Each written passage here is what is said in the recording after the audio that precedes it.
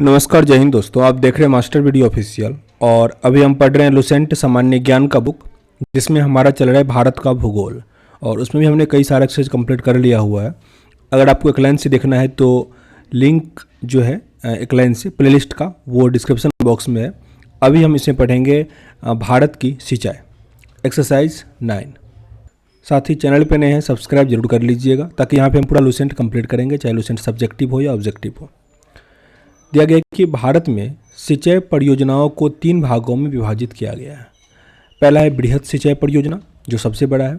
उसके बाद है मध्यम सिंचाई परियोजना और उसके बाद लघु सिंचाई परियोजना। लघु वाला हो गया सबसे छोटा, ये हो गया मध्यम लेवल का, और बृहद मतलब सबसे बड़ा।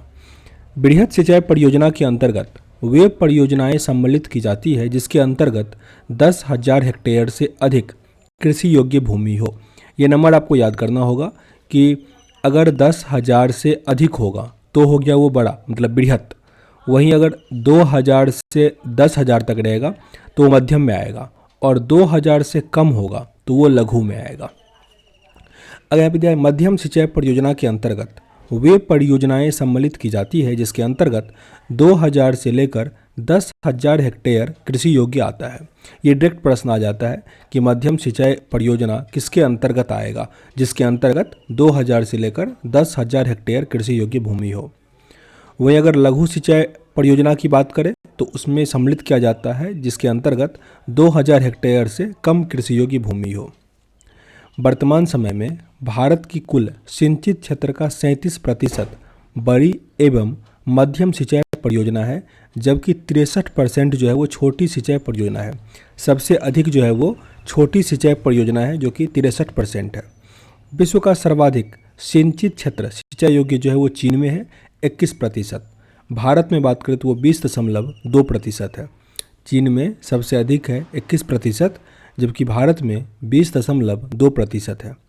भारत में शुद्ध बोए गए क्षेत्र जो कि 1,360 लाख हेक्टेयर है, जो कि लगभग 33% भाग पर सिंचाई की सुविधा उपलब्ध है। भारत में शुद्ध बोए गए क्षेत्र का 33% पर सिंचाई उपलब्ध है। वर्तमान समय में कुआं और नलकूप भारत के सिंचाई का प्रमुख साधन है। वर्तमान समय में कुआं और नलकूप भारत में सिंचाई का प्रमुख साधन है। कुएं से अगर बात करें तो 55.9% यानी 56% जो है वो कुआं और नलकूप से होता है।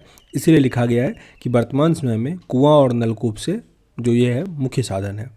नहर की बात करें तो 31.4% है, 31.4%। तालाब 6.1%, तालाब से 6.1% और अन्य स्रोत से 6.6% है। देश में सर्वाधिक नलकूप व पंप सेट आपको मिलेगा तमिलनाडु में, जो कि 18% है। महाराष्ट्र में फिर 15.6% दूसरे स्थान पे है। केवल अगर नलकूप की बात करें तो उसमें उत्तर प्रदेश टॉप पे आता है। केवल नलकूप में सर्वाधिक सघनता वाला राज्य कौन सा है? उत्तर प्रदेश। को रिपीट करते हैं, अगर सबसे अधिक नलकूप और पंप सेट की बात करें तो वो तमिलनाडु में है। दूसरे नंबर पे आता है महाराष्ट्र। लेकिन अगर सघनता की बात करें, कम क्षेत्र में अधिक नलकूप, तो उसमें उत्तर प्रदेश टॉप पे आता है। प्रायद्वीपीय भारत में सिंचाई का प्रमुख साधन तालाब है। प्रायद्वीपीय भारत जो ये नीचे दक्षिण इंडिया है, उसमें प्रमुख स्रोत है तालाब। तालाब द्वारा सर्वाधिक सिंचाई तमिलनाडु राज्य में किया जाता है। तालाब के द्वारा सबसे अधिक सिंचाई तमिलनाडु में किया जाता है। दमन गंगा सिंचाई परियोजना दमन गंगा नदी पर कार्यरत है। इस परियोजना के तहत बना जलाशय गुजरात के वलसाड जिले में स्थापित है। यह गुजरात एवं दादर व नागर हवेली की संयुक्त परियोजना है, जो वलसाड जिला में स्थापित है। दमन गंगा सिंचाई परियोजना ये गुजरात के साथ साथ दमन और नागर हवेली जो है उस सबका संयुक्त परियोजना है। दमन गंगा नदी महाराष्ट्र एवं गुजरात से बहते हुए अरब सागर में गिरती है। गिरना सिंचाई परियोजना महाराष्ट्र के नासिक जिले में गिरना नदी पर स्थापित है, जबकि पंबा सिंचाई परियोजना केरल में पंबा नदी पर स्थित है।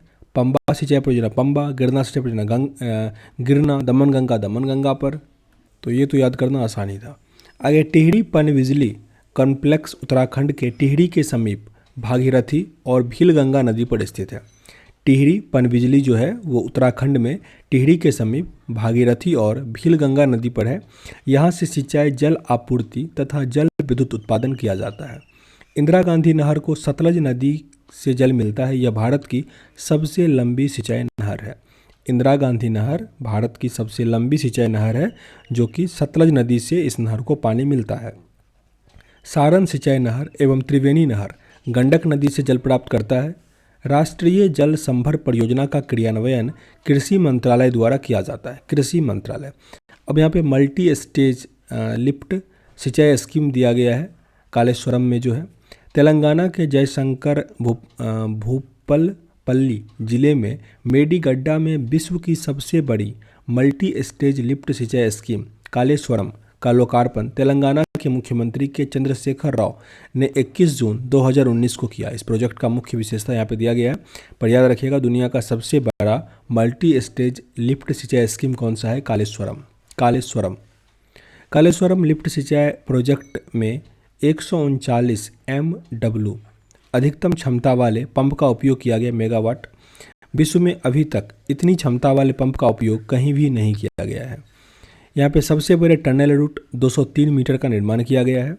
कालेश्वरम विश्व की अकेली एकमात्र ऐसी प्रोजेक्ट है जो प्रतिदिन 2 TMC पानी लिफ्ट कर सकती है। 2 TMC पानी लिफ्ट कर सकता है कालेश्वरम। इस प्रोजेक्ट के जरिए 45 लाख एकड़ भूमि एवं हजारों गांवों के पानी की जरूरत पूरा होती है। पहली बार ऐसा हुआ जब गोदावरी नदी का पानी कृषि भूमि को पानी की सप्लाई के लिए 92 मीटर की ऊंचाई से फेज में लिफ्ट किया गया है, जो कि 618 मीटर ऊंचा है। पेडीगड्डा एरिया में 92 मीटर की ऊंचाई पर कोंडापुच्छम्मा सागर में सबसे अधिक 618 मीटर की ऊंचाई है। इस परियोजना में सबसे ज़्यादा श्रीराम सागर में 200 TMC पानी का उपयोग होगा, जबकि सबसे कम जो है वो अनंतगिरी में 3 TMC पानी का उपयोग में लाया जाएगा।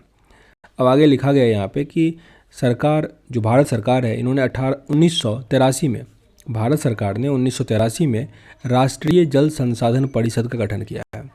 भारत में राष्ट्रीय जल संसाधन परिषद का गठन कब किया गया? 1983। प्रधानमंत्री इसके अध्यक्ष एवं केंद्रीय जल संसाधन मंत्री इसके उपाध्यक्ष होते हैं। जल संसाधन राज्य मंत्री, संबद्ध केंद्रीय मंत्री, राज्य मंत्री, सभी राज्यों के मुख्यमंत्री एवं संघ प्रदेशों के उपराज्यपाल, राज्यपाल इसके सदस्य होते हैं। जल संसाधन मंत्रालय का सचिव जो है इस परिषद का सचिव होता है।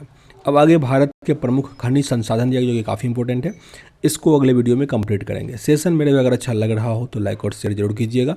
नहीं पसंद आ रहा हो डिसलाइक भी कर सकते हैं, पर कारण जरूर बताइएगा ताकि वीडियो को इम्प्रूव कर पाए। मिलते हैं नेक्स्ट वीडियो में, तब तक के लिए जय हिंद।